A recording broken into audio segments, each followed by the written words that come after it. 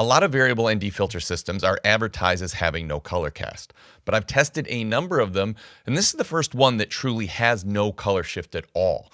In my testing, the white balance, tint, and color patches all match identically to the bare lens, and I genuinely didn't think that was possible. The system also has an innovative clip lock system which gives you easy one-handed on and off, but remains extremely slim. It also shifts the ND strength from the standard 1 to 5 stop to a 3 to 7 stop, which represents a significant advantage for people shooting with fast lenses or using log footage. And full disclosure, this video is sponsored by Freewell. I only do sponsored videos for quality products that I can recommend, but I'm also not here to tell you to buy this filter system. Just put it in front of you and give you the information so you can make up your own mind. I'll put some links in the description down below to the best pricing I could find on the different available kits. So to confirm current pricing and availability, just check those links. Now, the first thing I want to talk about is that perfect color cast or color shift performance. And the system itself is essentially a two-step system. What I've got on here now is the CPL and the 3 to 7 stop ND. Now it just comes on and off with this little clip lock, very easy, and you adjust your different levels of stops here. Now once you get to 7 stops, you've maxed out what this filter can do, but the filter system does go all the way up to 10 stops. And in that case, all you need to do is add on this additional ND32, and it just clips on like that. Now I've gone through and tested every single stop from 3 to 7, then done the clip on and tested the 8 to 10, and all of those color panels match up exactly. I got the same white balance, I got the same tint, and I got matching color patches throughout the entire range. This is the first time I've ever tested a variable ND filter system that gave me that. I've had some that were pretty close, but this system in my tests was absolutely perfect. The next performance test I want to talk about is vignetting or cross pattern or cross polarization. And effectively what that is when you get darkening of the corners or you get a cross in your image as you use more ND and you stop it down. Now, what I found in my testing is at 16 millimeters, I had a perfectly usable 3 stops of ND on the filter system. It became a little bit more noticeable depending on the scene as you stopped it down beyond that. With the 24 millimeter focal length, I had 4 to 5 perfectly clean stops, and then I think it was usable at 6 or 7, depending on what sort of scene you're in. And for vlogging and general purpose, as long as you're not shooting a sky or a blank wall, I think you're going to be able to use it all the way up to the 7 stops. And at 35 millimeters, it's perfectly clean all the way down to 7 stops. I really didn't notice any shift or any darkening of the corners whatsoever. Now, important to know that this is the stops of the filter system as you stop it down with the variable ND. Once you get to whatever stop you're at, you can also clip on the additional ND filter. This is just a straight ND32. And what that is going to do is that is going to add an additional 5 stops of light stopping ability. So that's going to take your 3 stop setting and turn it to 8. It's going to take your 4 stop and turn it into 9. And it's going to take your 5 stop and turn it into 10.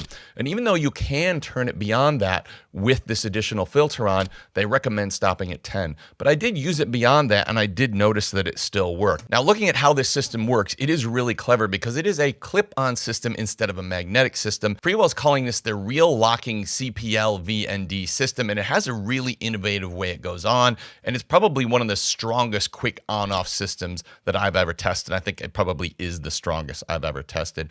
You also are able to operate it with one hand, so it doesn't take 2 hands to put it on and off. Now to start with, the kit itself will come with the variable ND filter, and it will originally come with a little ring that goes on an 82 millimeter lens.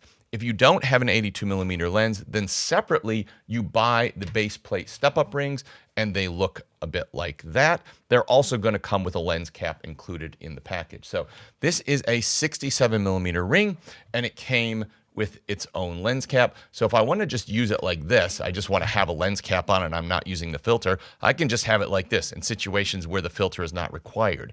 But then I take that off and I want to put on the locking ND, and I just put it on like that. Now I have the 3 to 7 stop filter and the CPL function. And the way the CPL function works is I just take it and I rotate the whole thing on that step-up ring or on that lens ring. That is going to adjust my CPL. And then I've got the little thing here, and I can see my different stops at the top, and that's going to allow me to go 3, 4, 5, 6, 7 stops by adjusting this. If the 7 stops isn't enough, then I have my additional clip-on 5-stop variable ND, and that is going to add an additional 5 stops. That's going to allow me to access 8, 9, and 10 stops of ND. One of the really cool things about this system is the easy ability to stack filters. Now, right now we've got the CPL and the 3 to 7 stop variable ND. Say that we want to add a little bit more ND strength, so we add that extra ND32 to the front. Now we've got an ND32. Now we can go all the way down to 10 stops. But say we also want a snow mist filter, we can also just clip that on the front of that extra 5-stop ND. Now we've got a 3 to 7, we've got an additional 5 stops, and we've got a snow mist filter. But you can use any of the individual filters without using the CPL and variable ND. So I can take that snow mist filter off, I'll take that 5-stop filter off, and now I will take that variable ND filter off. And now I will just put the snow mist filter on. So we're in low light condition. We want some blooming. Now we've got the snow mist filter on its own. And if I want to put a lens cap on top of that, I just clip that down. And now I've got a lens cap. But say we are in a situation where we don't want to use any filters whatsoever, but we just want to leave that step up ring, but still have the ability to use a lens cap. That lens cap will just go straight on the front of the step up ring. So now we've got our lens cap. Now, I just want to touch on something that is a really clever feature of this system, but might seem a little bit confusing at first. And that is that the filter system starts by default with a 3 to 7 stop filter. Most filters out there by default are 1 to 5 stop filters, and then you either do a second filter or a clip-on to go beyond that. This is a 3 to 7 stop filter. And I think this makes a lot of sense because what I have found in shooting in any sort of reasonably normal lighting conditions, if I'm shooting log footage, the camera I've got here has a base ISO of 640. A number of the other ones that I have are 800 or 1000. And when I took this camera outside, even shooting at the base ISO of 640, I needed to cut that full 7 stops of light if I'm shooting at f2.8. That means a 1 to 5 stop filter would be virtually useless.